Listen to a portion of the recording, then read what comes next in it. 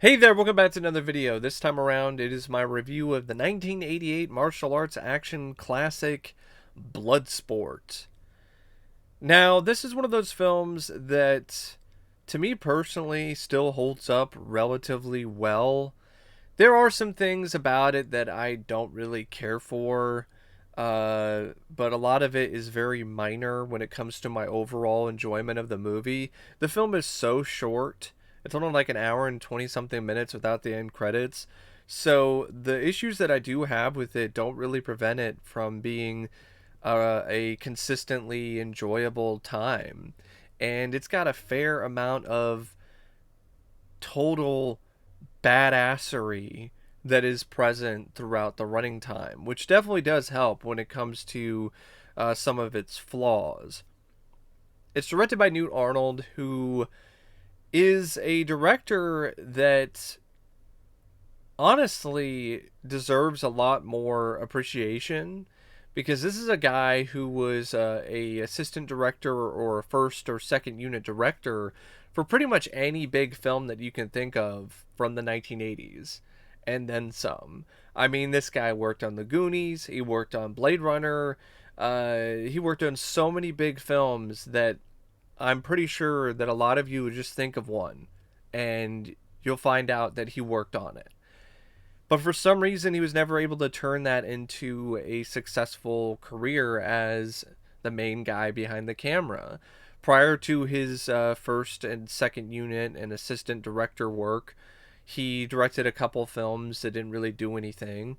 And then, even after being involved with so many hit films and really getting a lot of appreciation and respect from other people in the industry for his work, he just didn't get a lot of jobs. There weren't people that were asking him to direct films. And Bloodsport just happened to be one of those projects that came along, and he was available, and he decided to do it. And I don't understand why this did not lead to him getting more directing jobs, because he did a really great job directing this movie. It was a pretty low budget film, and his seasoned experience as a assistant director definitely did pay off, because he made the film look like it had a bigger budget.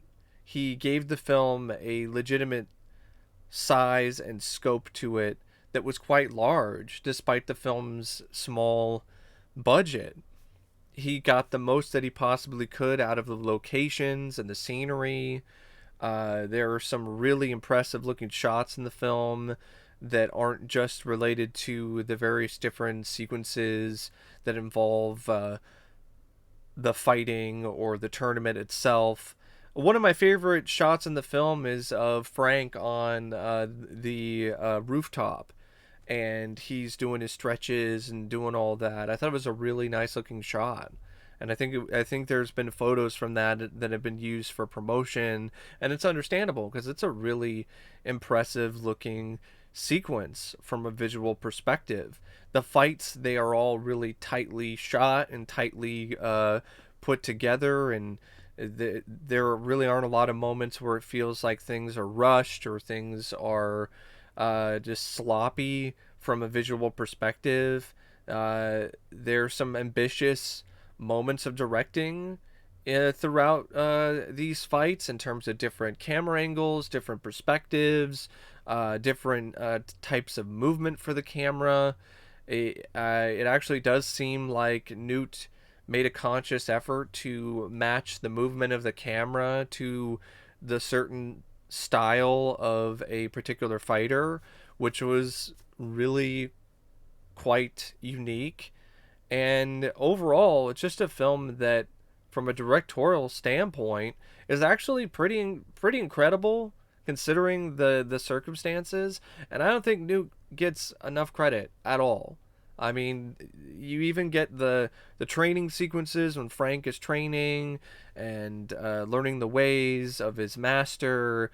Those are also really well shot and really well done.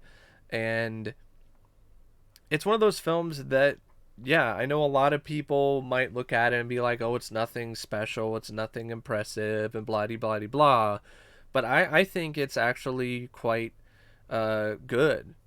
I've always felt that this was a nice looking film from a directorial standpoint and visually, and I will not at all change my stance on that. I think yeah, it might not be the best direction in the world, but for a low budget canon film that a lot of people didn't have any faith in whatsoever, the direction is definitely one of the many things about the movie that definitely deliver.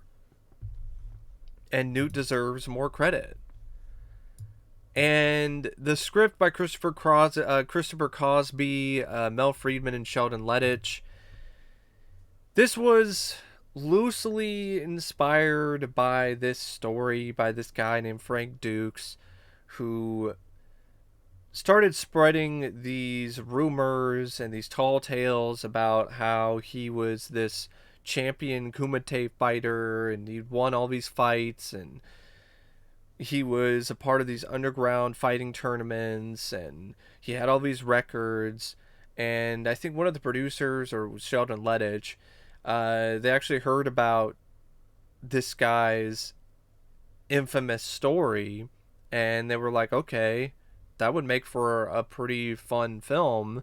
And they cobbled together a script, and I think Frank Dukes was involved in some capacity. I know that he trained Van Damme, and Van Damme actually said in an interview that that was like the worst and most grueling training that he has ever had in his entire life. Just 3 months of just grueling training with Frank Dukes. And you have this interesting story, you have this good hook about Frank Dukes, but it was all bullshit. The guy was a bullshit artist. None of this really ever happened. Like the accolades that are shown at the end of the film, it's all a bunch of bullshit. He made it up. And even the marketing really did lean heavily into this idea that it was based on a true story, but it wasn't.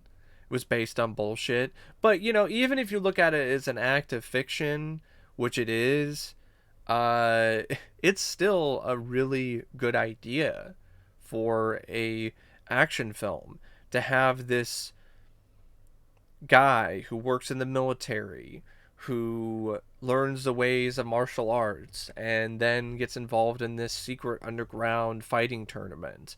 And he becomes one of the contestants, and ultimately he makes some friends along the way and makes some new enemies, and he's got to look within himself and find a way to be triumphant. And it's a script that is very simple, very straightforward, but there are certain things about it that I think really do make it stand out. For one, the relationship between Jackson and Frank, I really like that a lot. I think it's a really fun, spontaneous connection that the two build throughout the film.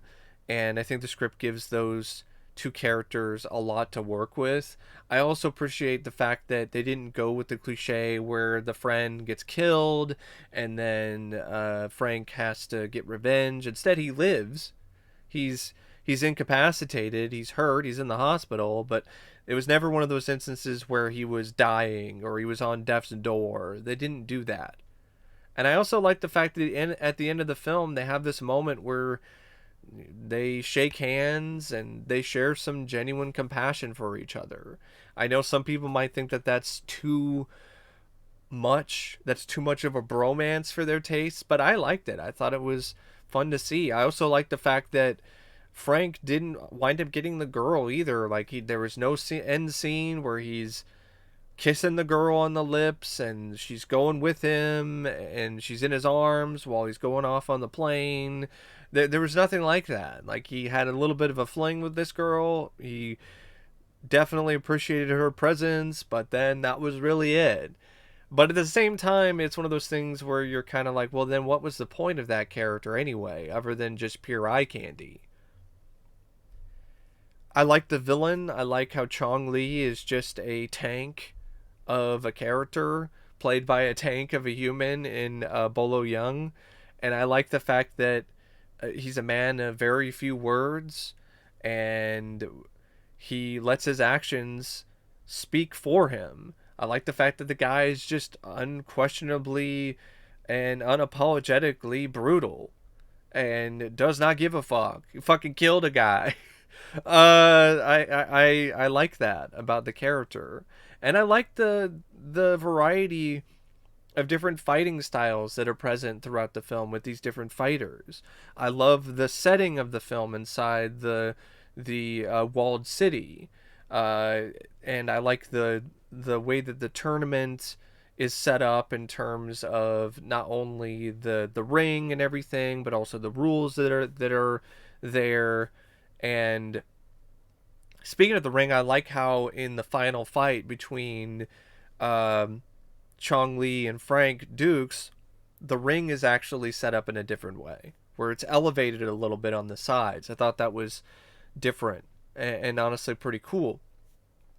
And I like the fact that the final fight involved Chong Li cheating and Frank having to use some knowledge that he received at some point while he was training with his master to get the upper hand. I like the fact that he's got to use that training that he learned earlier when it comes to reacting without seeing.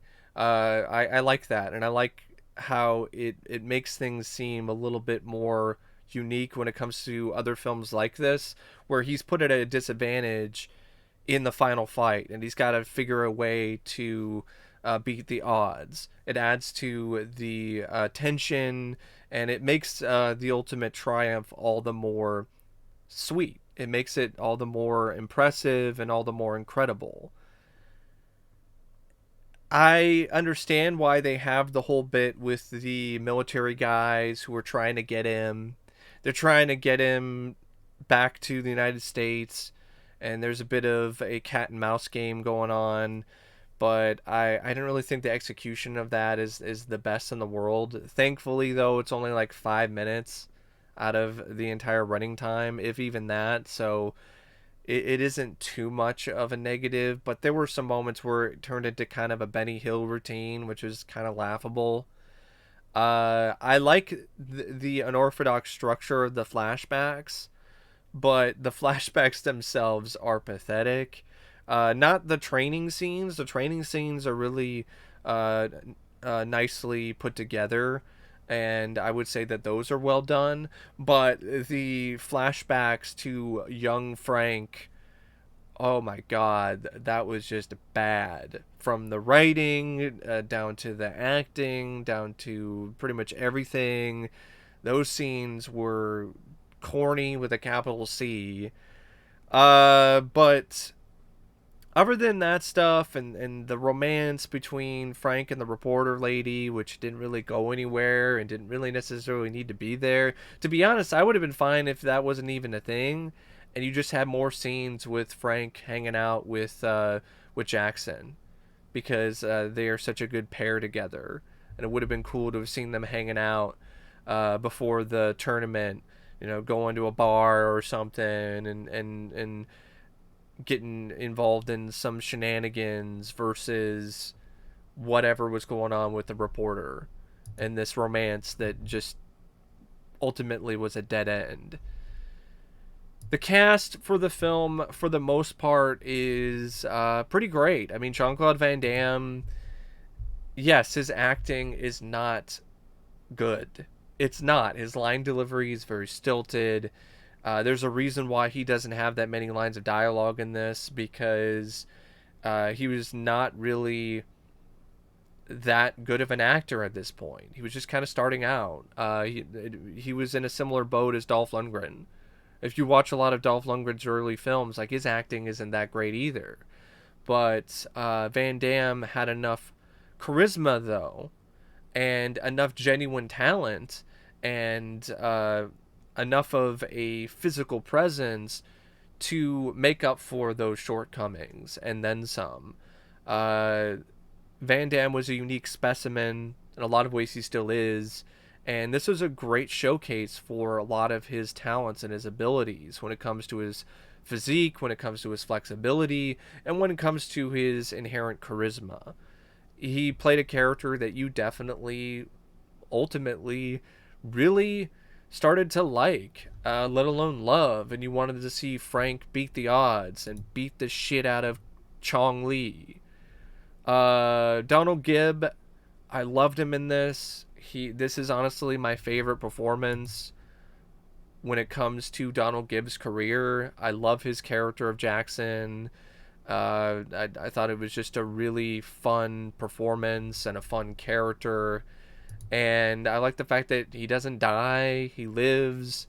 And I love how the two are introduced to one another. They play a game of. It's like they play an arcade game, which is like a fighting game. They play an arcade karate fighting game. And I thought that was a fun way to introduce the two and to start that connection with those two characters. Leah Aryes, who plays the reporter lady Janice, she's fine. She does a good job with what she's given, which is next to nothing. She's pretty much a nothing character.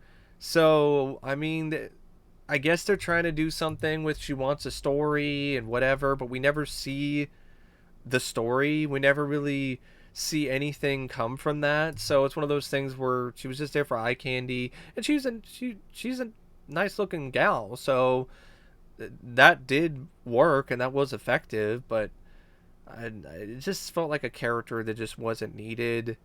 And it's nothing against Leah Ayres. She did her job, but it's just one of those things where you're just like, we didn't really need this character. Norman Burton and Forrest Whitaker, who played the agents who were hot on Frank's trail. It's another instance of they did their job, they did it well. Forrest Whitaker actually, he did such a good job in this supporting role that you could see why some people might have seen this film and were like, okay, we should give him some more roles. We should give him something with a little more meat on the bone. Bolo Yueng, built like a fucking tank. And I like the fact that he's just this physical, imposing presence throughout the movie. He's just beating up on people, breaking them in two. I mean, you could honestly look at this character as being the same guy from Enter the Dragon. Like, it's very similar to how he takes out people. Imagine if that guy survived and now he's doing underground fighting tournaments.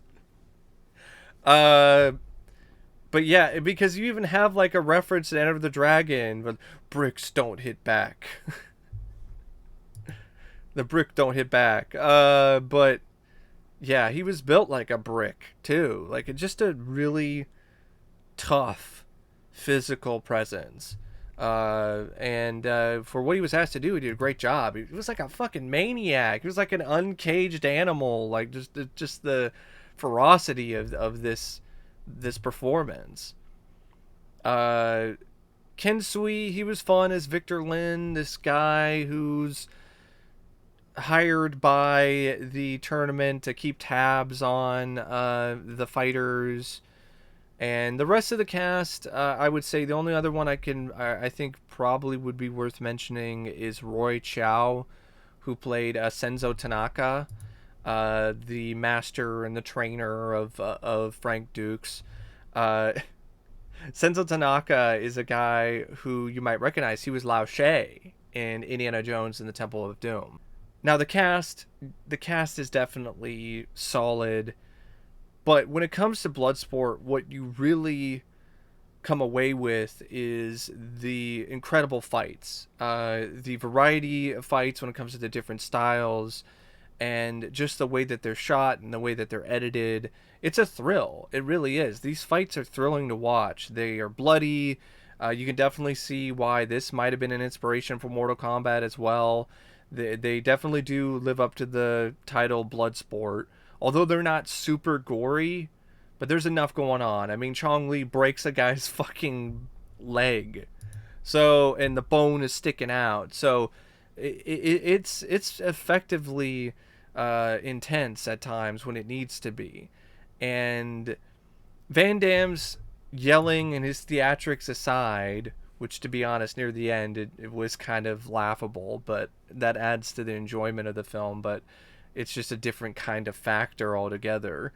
But I just really find a lot of the film to be just so immensely enjoyable to watch when it gets to the fighting.